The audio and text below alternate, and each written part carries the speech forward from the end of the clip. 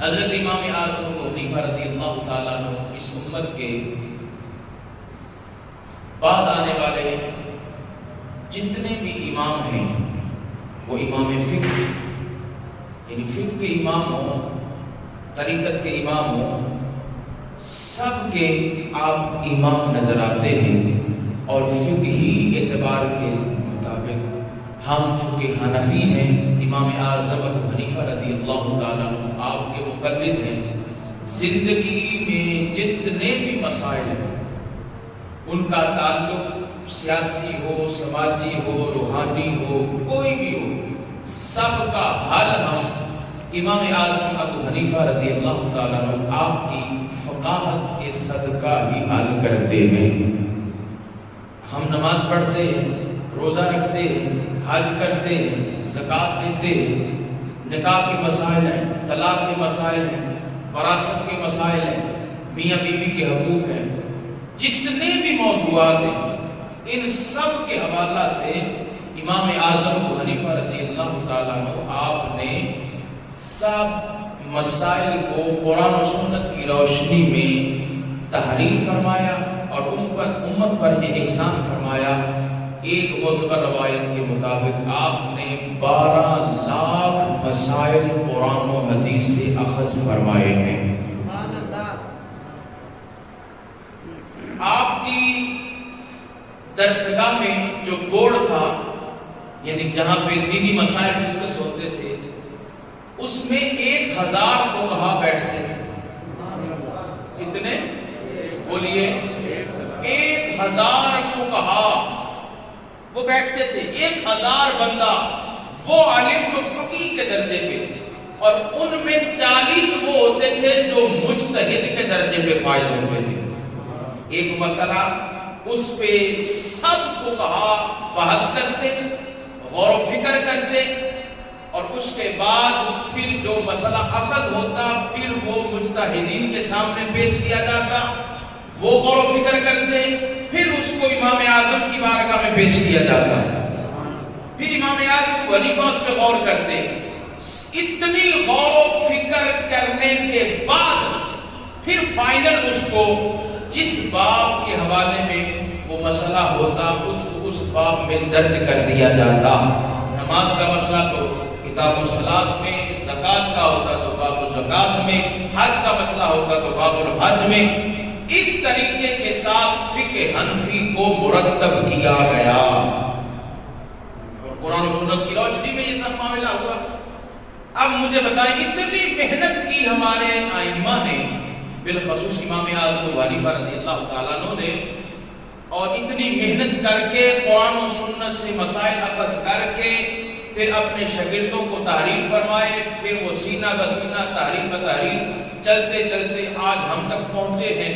لیکن کچھ لوگ ایسے ہیں جو قرآن و سنت کے مخالف ہیں، انہوں نے ان بندوں کو تیار کیا ہوا ہے، وہ کبھی صحابہ پہ زبان کھولتے ہیں، کبھی اہل بیت پہ زبان کھولتے ہیں، کبھی ائمہ مجتہدین پہ زبان کھولتے ہیں، اور پھر طرح طرح کی باتیں کرتے۔ دیکھیے جی، ہمیں قرآن اور حدیث مل گیا ہے، اب ہمیں کسی امام کے پیچھے چلنے کی کیا ضرورت ہے؟ بھئی یہ بات تو وہ کرے نا جسے قرآن آتا ہو، بولیے نا۔ ہمیں تو قرآن دیکھ کے نہیں آتا، تو قرآن کا ترجمہ سمجھنا، پھر قرآن کے ترجمے کے بعد تفسیر کو سمجھنا، پھر قرآن سے مسائل اخذ کرنا۔ قرآن ہے رب کا کلام، رب کا کلام ہے، اور حدیث ہے حضور کا فرمان۔ اب اللہ رسول کے کلام کو سمجھنے کے لیے کتنی فقاہت چاہیے، کتنی طہارت چاہیے، کتنا علم چاہیے، یہ فقہا کو پڑھیں، آپ کو پتہ چل جائے گا کہ کس طرح انہوں نے محنت کر کے، کاوش کر کے۔ امام بخاری ہے نا، انہوں نے حدیث پہ کام کیا، تو حدیث پہ کس طرح کام کیا انہوں نے، میں نے اشارہ دیا تھا پچھلے جمعہ المبارک کو کہ 16 سال میں انہوں نے بخاری شریف کی جو کتاب ہے وہ تحریر فرمائی ہے، جو آج ہم بالکل یقین کے ساتھ بخاری کھولتے اور اس کو پڑھتے ہیں۔ بھی کس وجہ سے ہم پڑھتے ہیں؟ امام بخاری کی صحیح بخاری کو ہم آرام سے سکون سے پڑھ لیتے ہیں اس کی دلیل کیا ہے؟ سوال یہ ہے، یہ قرآن کی آیت میں تو آیا نہیں کہ بخاری کی حدیث پڑھو. کوئی آیت ہے آپ کے پاس کہ کسی آیت میں آیا ہو کہ بخاری کی حدیث پڑھو؟ نہ حدیث میں ہے. سمجھ رہے بات میری؟ نہ قرآن کی حدیث میں آیت میں ہے، نہ حدیث میں کوئی ایسی حدیث ہے کہ بخاری شریف پڑھو. تو پھر کیوں پڑھا جا رہا ہے اس کو؟ جو اعتراض کرتے ہیں وہ بھی بخاری صبح و شام پڑھ رہے ہیں. ہم ان سے پوچھتے ہیں تم کہتے ہو ہم بخاری کے علاوہ نہیں مانتے، اس بات کی دلیل ہے تمہارے پاس کہ بخاری ہی پڑھو، کوئی اور کتاب نہ پڑھو؟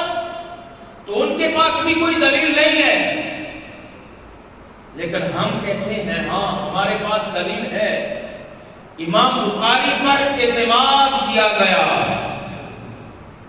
امام بخاری پر امت کے عدل فقہا نے اعتماد کیا، اور اسی اعتماد پر 14 صدیوں سے بخاری کو پڑھا جا رہا ہے. اگر ائمہ کے اعتماد پر امام بخاری کو قبول کر لیا گیا اور کوئی دلیل نہیں ہے، میں کہتا ہوں امام اعظم پر کس نے اعتماد کیا؟ ذرا گنو نا نام کہ امام اعظم کی فقاہت پر کنہوں نے اعتماد کیا؟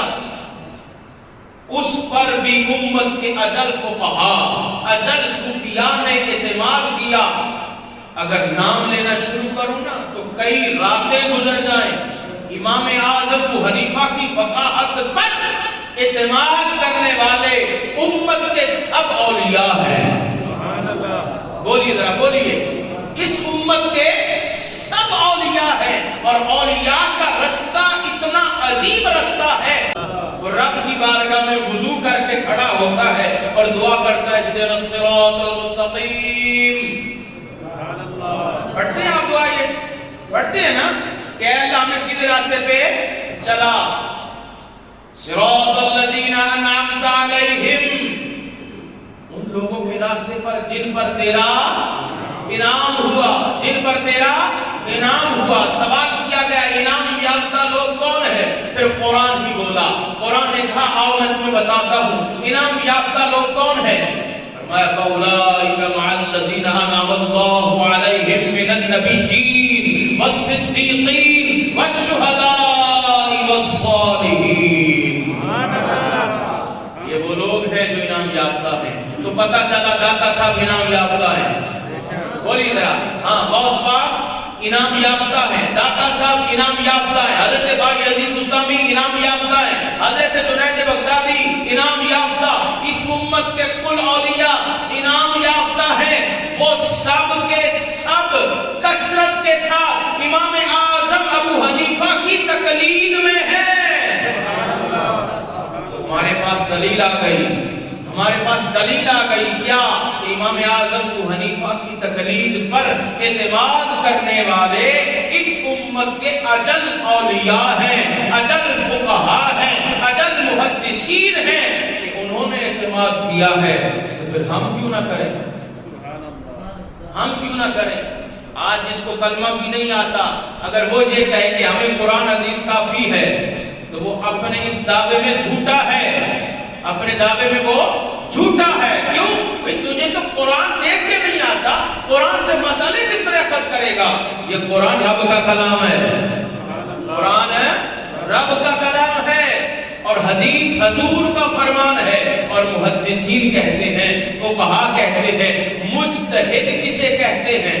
مجتہد کون ہوتا ہے؟ فرمایا مجتہد وہ ہوتا ہے کہ جس کے پاس تقوی اتنا، جس کے پاس علم اتنا، جس کے پاس فراست اتنی ہوتی ہے کہ وہ نبی کا فرمان پڑھ کر نبی کی مراد کو پا لیتا ہے. کہ حضور کیا فرمانا چاہتے ہیں، اور رب کا قرآن پڑھ کر وہ رب کی مراد کو پا لیتا ہے. کہ رب کی مراد کیا ہے، اس کو مجتہد کہتے ہیں. تو مجتہدین کا بھی جو امام ہے وہ ہمارا امام ہے، جن کا نام نامی اسم گرامی امام اعظم ابو حنیفہ نعمان بن ثابت ہے رضی اللہ تعالی عنہ. ایک اساتذہ مثال دیتے ہیں، آسمان سے پانی برسا، آسمان سے پانی برسا، پانی زمین پہ آیا، پانی زمین پہ آیا، زمین نے اس پانی کو جذب کیا، زمین نے اس پانی کو جذب کیا، جذب کرنے کے بعد اب اس نے اس پانی کے اثرات دیے۔ اثرات کیا دیے کہ زمین میں آسمان کا پانی آیا، جب زمین نے اس پانی کو اپنے اندر جذب کیا، اسی زمین سے مختلف پانی نکلے، مختلف، بولیے سیب میں پانی ہے کہ نہیں؟ بولو انگور میں پانی ہے کہ نہیں؟ مالٹے میں پانی ہے کہ نہیں؟ بولو نا، ان پھلوں میں پانی ہے کہ نہیں؟ یہ کہاں سے آیا؟ بولیے یہ کہاں سے آیا؟ پھل کھائے جا رہے ہیں کہ نہیں؟ سیب بھی کھایا جا رہا ہے، انگور بھی کھایا جا رہا ہے، سینکڑوں پھل ہیں جن میں پانی ہے۔ ارے یہ پانی کہاں سے آیا؟ پانی زمین، آسمان سے زمین میں آیا، زمین نے جذب کیا، جذب کرنے کے بعد اس نے پھل اگائے مختلف رنگ میں۔ اب اگر کوئی کہے یہ پھل کھانا بدعت ہے، پانی تو سادہ آیا تھا، یہ مالٹا کہاں سے آ گیا؟ بولو یہ سیب کہاں سے آ گیا؟ بولتے نہیں۔ جو اس پہ کلام کرے، جو یہ کہے کہ ہر نئی بات جو بدعت ہے، تو پھر اسے چاہیے کہ صرف پانی ہے حقیقی جو آسمان سے آیا، پانی زمین میں گیا، زمین نے جذب کیا، پھر وہی پانی مالٹے میں بھی ہے، اس کا رنگ اور ہے، اس کا ذائقہ اور ہے، یہی پانی سیب میں آیا، اس کا رنگ اور ذائقہ اور، ہزاروں پھلوں میں وہ پانی آیا، مختلف رنگ لے کے، مختلف ذائقہ لے کے، ہر کوئی پھل کھاتا ہے، کوئی اعتراض نہیں کرتا۔ ارے یہ سینہ بھی زمین ہے، اور یہ سینہ ہو داتا علی حجویری کا، اور اس سینے پر قرآن کے چھینٹے پڑے تو رنگ کیسا آئے گا؟ یہ سینہ جو نور مصطفیٰ سے مزین ہے، یہ سینہ حضور جنید بغدادی کا ہو اور پھر قرآن کی پھوار پڑے، نبی کا فرمان آئے، تو جب قرآن اور نبی کے فرمان کا چھینٹا ایسے سینے میں پڑے گا تو پھر زبان کیا نور نکالے گی؟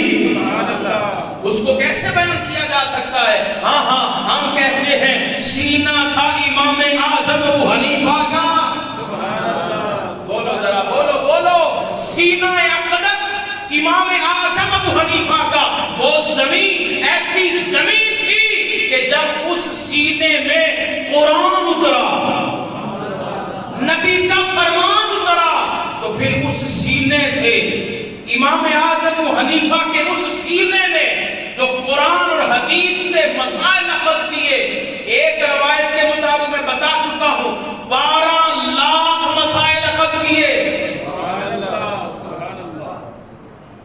اور ان مسائل میں سے ایسے بھی ہزاروں نہیں لاکھوں مسائل ہیں، یہ دیکھیے نا، سوال پیدا ہوا نہیں۔ یہ کتنی بڑی فقاہت ہے، یہ تو کلاس کی باتیں ہیں، گھنٹوں بندہ بیٹھے بحث کرے، اب تو ٹائم نہیں ہے ہمارے پاس، یہ بحث کرنے والی باتیں، تکرار کرنے والی جو علمی بحث ہے، ہاں دنیاوی بحث تو ہم جھگڑے دن رات کرتے ہیں، لیکن علمی بحث جس سے نور نکلتا ہے، جس سے مسئلہ کھل کے باہر آتا ہے، ایک سوال پیدا نہیں ہوا، مسئلہ پیدا نہیں ہوا، لیکن میرے امام کی سوچ دیکھیے، فقاہت دیکھیے، آپ فرماتے ہیں اگر ایسا ہو جائے، سبحان اللہ، ہوا نہیں، اگر آپ زندہ ہیں نا تو پھر بولیے سبحان اللہ۔ امام اعظم ایسے سینکڑے مسائل لکھے کہ اگر ایسا ہو جائے، ہوا نہیں تو کہتے پھر ایسا ہوگا، اس کا جواب ایسا ہوگا۔ آپ دیکھتے نہیں، اچانک نماز میں معاملہ ایسا ہوا، قاری صاحب آج مجھ سے یہ ہو گیا، اب اس سے تو یہ معاملہ پہلی دفعہ ہوا، پہلی دفعہ ہوا، لیکن اس کا حل موجود ہے. یہ ہے فقاہت، یہ ہے امام اعظم ابو حنیفہ. یہ تو نماز کی بات کی ہے نا میں نے. طلاق کے ہزاروں مسائل ہیں، نکاح کے ہزاروں مسائل ہیں، میراث کے ہزاروں مسائل ہیں، وراثت کے حوالے سے ہزاروں مسائل ہیں.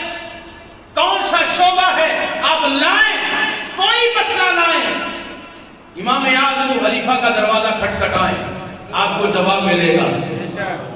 ہاں آپ کو جواب ملے گا. اور جس امام کا اتنا بڑا احسان ہو کہ تمہارے آج کے مسائل، امام اعظم سن 80 ہجری میں پیدا ہوئے اور 150 ہجری میں آپ کا وصال ہوا. صدیاں بیت گئی ہیں، کتنی صدیاں بیت گئی ہیں، صدیاں بیت گئی، لیکن آج کے بھی مسائل میرے امام نے حل کر دیے. میں عرض کر رہا تھا مسئلہ پیدا نہیں ہوا، لیکن میرے امام کہتے ہیں اگر ایسا ہو جائے اس کا جواب کیسے ہوگا، وہ تحریر فرمایا ہے امام اعظم ابو حنیفہ رضی اللہ تعالیٰ عنہ.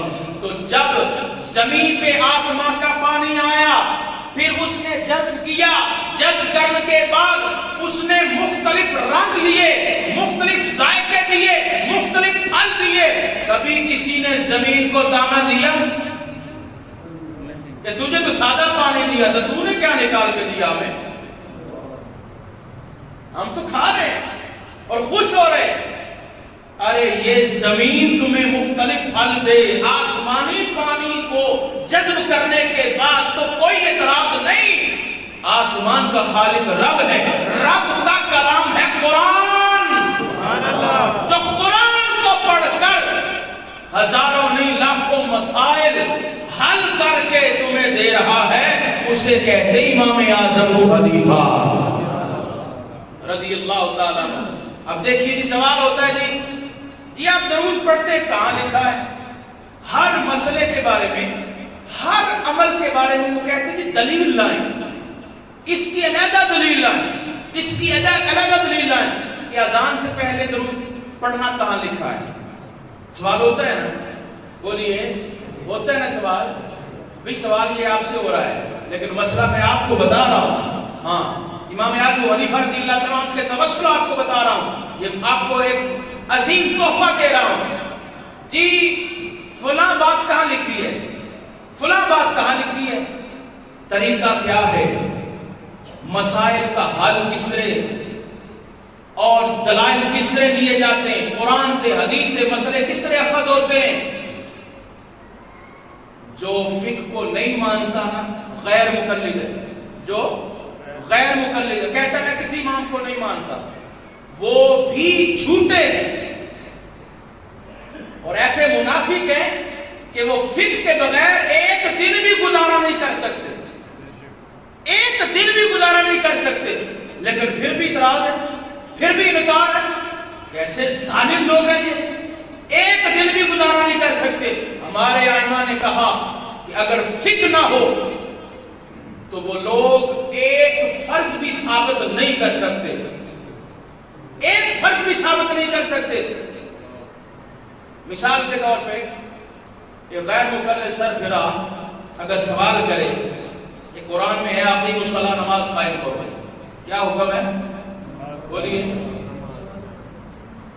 ہاں یہ مسئلے وہی پڑھے گا جس کو دین کی فکر ہوگی، جس کو اپنے ایمان کی فکر ہوگی.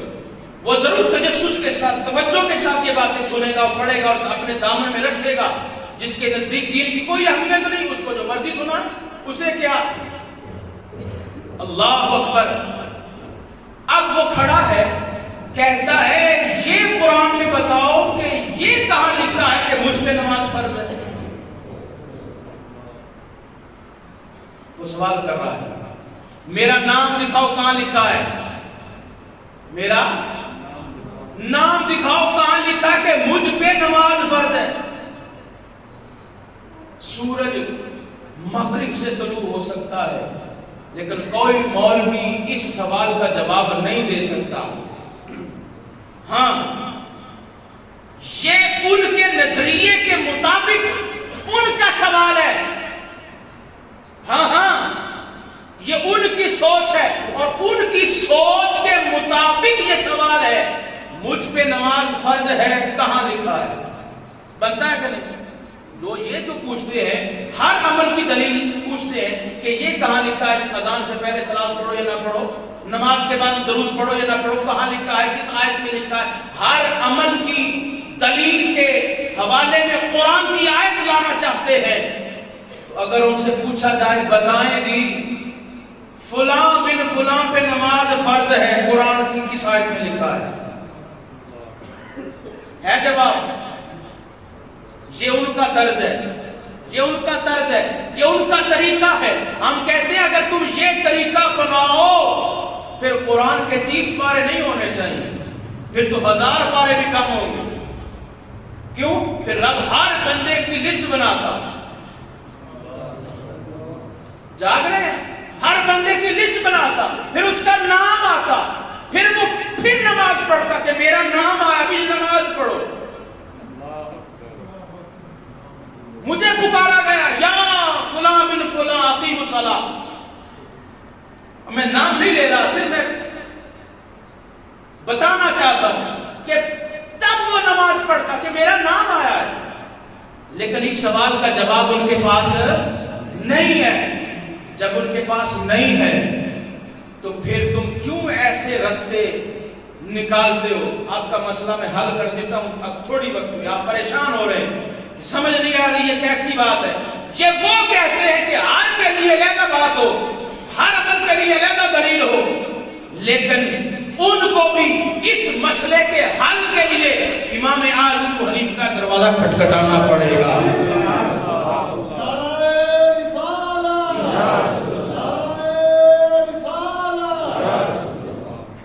قرآن کہتا ہے ان اللہ وملائکتہ یصلون علی النبی یا ایھا الذین آمنوا صلوا علیہ وسلموا تسلیما۔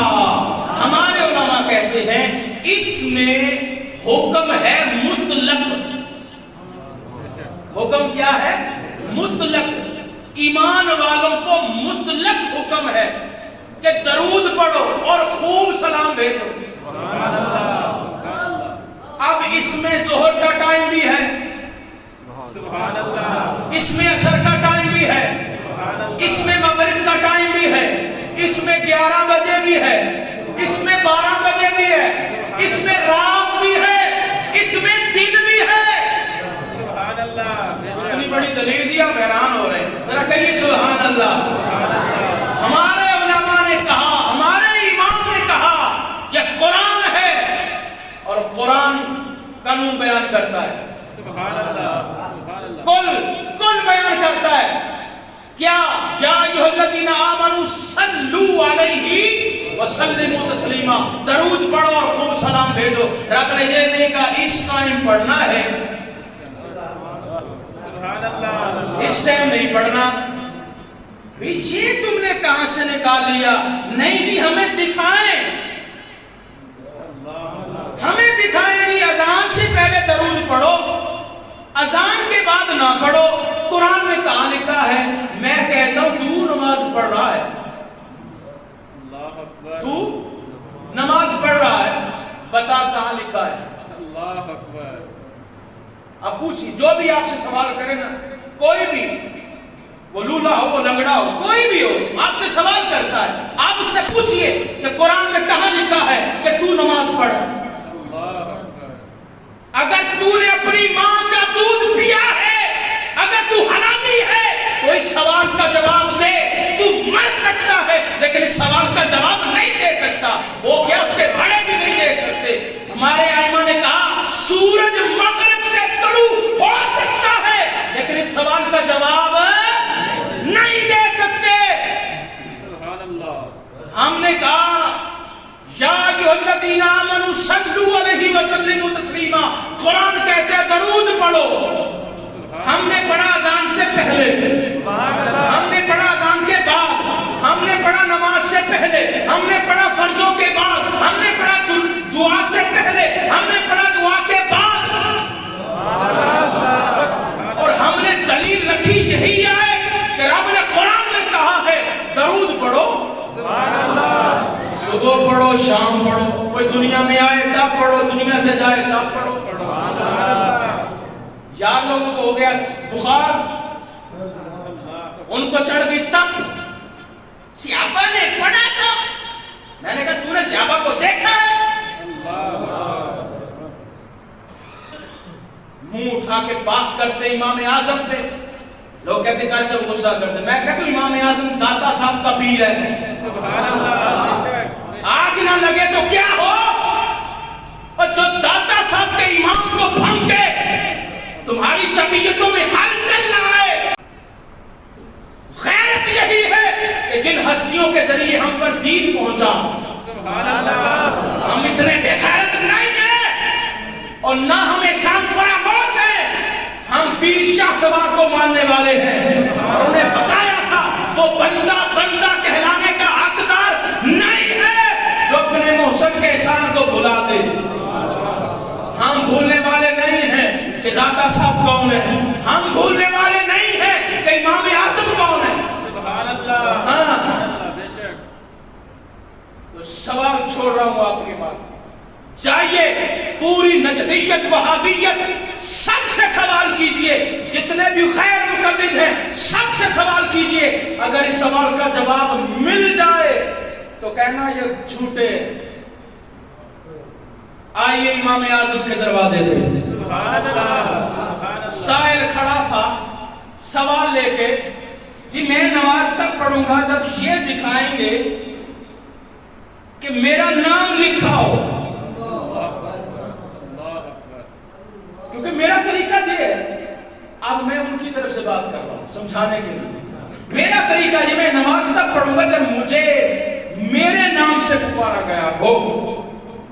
امام اعظم ابو حنیفہ رضی اللہ تعالیٰ آپ کا انداز کیا ہے، آپ کیا بیان کرتے ہیں؟ کہتے ہیں قرآن نے ذکر کیا ہے نماز کا، کیا اقیموا الصلاۃ، سبحان اللہ، سبحان اللہ، کیا بولو اقیموا الصلاۃ، نماز قائم کرو، سبحان اللہ۔ کہا یہ حکم بھی مطلق ہے، سبحان اللہ، پر ہے کن کے لیے؟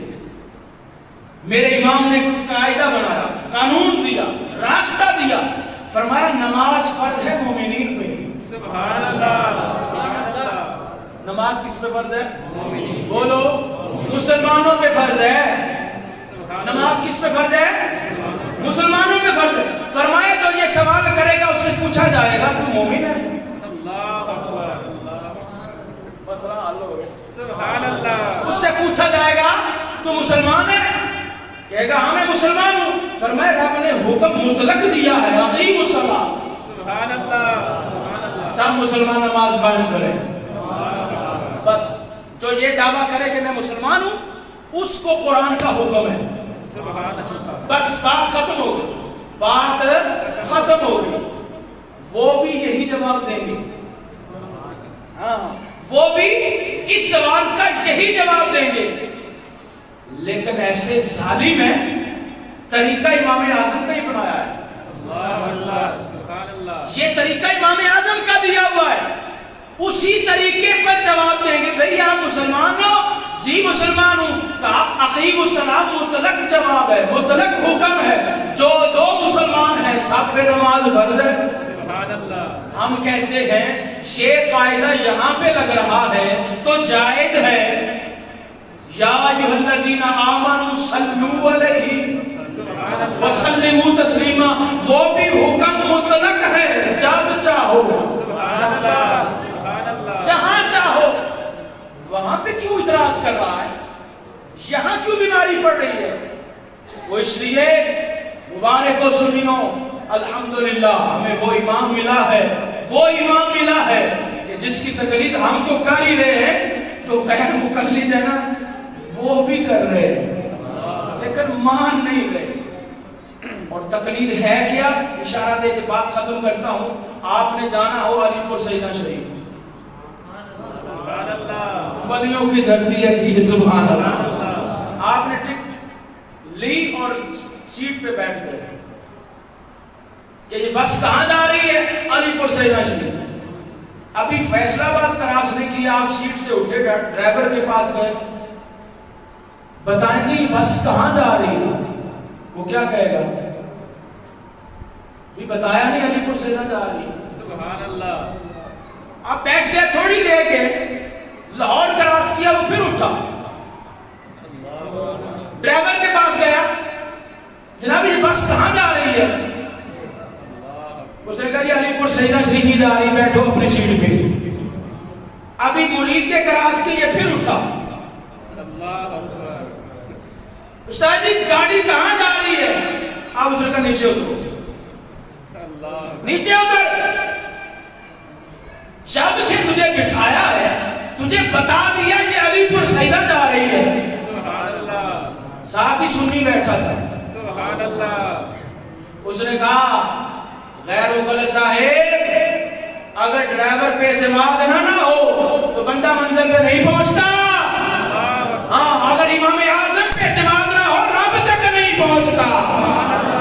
تم ڈرائیور پہ اعتماد کر کے بیٹھ جاؤ کہ اب یہ علی پوری جائے گی،